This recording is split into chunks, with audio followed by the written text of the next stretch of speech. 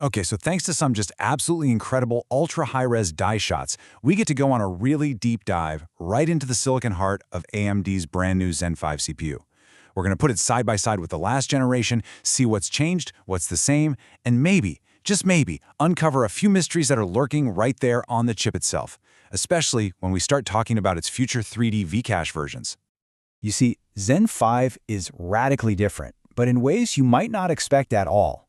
So we're going to treat this whole thing like a detective story, following the clues etched right into the silicon to uncover a really fascinating engineering puzzle. All right, let's get our magnifying glasses out and see what secrets this chip is hiding. First up, just the real basics. You know, modern Ryzen CPUs are built using chiplets. These are small, specialized chips that get combined to create a much more powerful processor.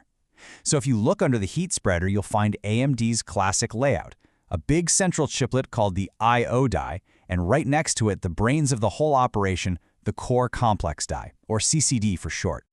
Now at first glance, Zen 5 looks a whole lot like its predecessor, Zen 4. It's got that same layout, right? A central I/O die with one or two CCDs sitting right next to it. It's a familiar scene, which actually makes the differences we're about to find even more wild. The real story here, well, it's all in the details. So let's start our investigation with that I/O die. Think of it like the central hub or the traffic controller for the entire CPU. It manages all your memory, your PCIe lanes for your graphics card and SSDs. Basically, it handles all the communication with the outside world. And right away, we have our first finding. The I/O die in Zen 5 is identical to the one in Zen 4. I mean, it's a complete reuse. Now, this makes total sense from a cost and engineering perspective. Why reinvent the wheel when the old one works perfectly fine? So, the mystery? It's not here. Let's move on. Okay, so now let's turn our attention to the CCD. This is the fun part, the more interesting chiplet. This is the brain of the whole operation. It's where the CPU cores and their super important cache live. If there's a secret to be found, you can bet it's going to be in here. And boom, here it is, our first major clue. Check this out. Even though the Zen 5 CCD is pretty much the exact same physical size as the Zen 4 one, it is packing in 26.6% more transistors. I mean, that is a massive jump in density. We're talking going from about 95 million transistors per square millimeter all the way up to almost 119 million. That is way more than you'd expect just from a simple manufacturing process improvement. So here's the million-dollar question. How on earth did they do it? If the chip area is the same and the manufacturing process alone doesn't explain this huge leap, where did all that extra space come from? Something else is clearly going on here. And the answer, it turns out, is a feat of some serious architectural gymnastics. On Zen 4, that 32 megabyte L3 cache took up over a third of the entire chip. But on Zen 5, that same 32 megabytes now takes up less than a quarter of the die. AMD dramatically shrank the physical footprint of the cache. But how? Well, it wasn't by shrinking the individual cache cells. Instead, they completely redesigned the layout. They packed the existing cells way more tightly by just eliminating wasted space. They got rid of a big central logic row, and they narrowed the side rows that were kind of interrupting the cache blocks in the older designs. It was a major, major cleanup job. And that's really the key takeaway here. This wasn't some minor tweak. This was a fundamental architectural shift, something planned from the ground up, probably to get rid of some old design baggage they'd been carrying over from older generations. It's an amazing piece of engineering that freed up a ton of silicon real estate. But, you know, this is where our little detective story takes a twist, solving the puzzle of the increased transistor density. Well, it just opens up a brand new and, frankly, much deeper mystery. And it's all related to AMD's famous 3D V-cache.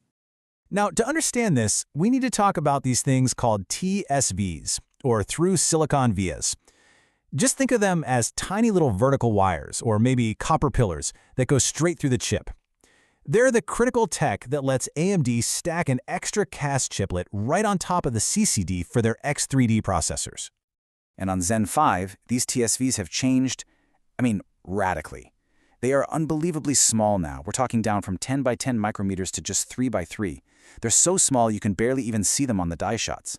They also seem to have lost their attached I/O circuitry, and this is the most important part, they are only found in that new, super compact L3 cache area. The scale of this change is just staggering. The total number of these connections has absolutely plummeted from around 24,000 in previous generations to only about 9,000 in Zen 5. That's a massive reduction in the very connections that hold the 3D V-cache in place. Okay, so this is the central mystery. This is the big one. Because the L3 cache area is now so tiny and compact, that extra 3D V-cache chiplet that goes on top, well, it's going to have to be way bigger, spilling over and covering parts of the super hot CPU cores. But, and here's the kicker, if that cache chiplet is so big, how in the world can it be physically stable when it's only being held on by a few thousand teeny tiny connection points all bunched up in the middle? I mean, it just sounds wobbly, right? Unstable. So, right now, there are two competing theories. Theory number one, and it's probably the most likely, is that the new cache chiplet is simply wider, and AMD has figured out some clever way to manage the heat and the structural problems. The second theory, though, is way more exciting. A double-stacked or too-high cache chiplet. That would explain why there are so few TSVs and why they're all crammed in the center. A single, larger cache chiplet is the safe bet. It's the most straightforward engineering path, for sure. But the clues we've actually found on the silicon itself, that tiny number of TSVs all clustered in the middle, it makes that simple answer feel a little strange, a little incomplete. So we end up not with an answer, but with a question that really gets you thinking. While, yeah, it might be a long shot, the evidence on the die doesn't completely rule out a much more radical solution. Could AMD be about to surprise everyone with the first ever double-stacked 3D V-cache? I guess we'll just have to wait and see.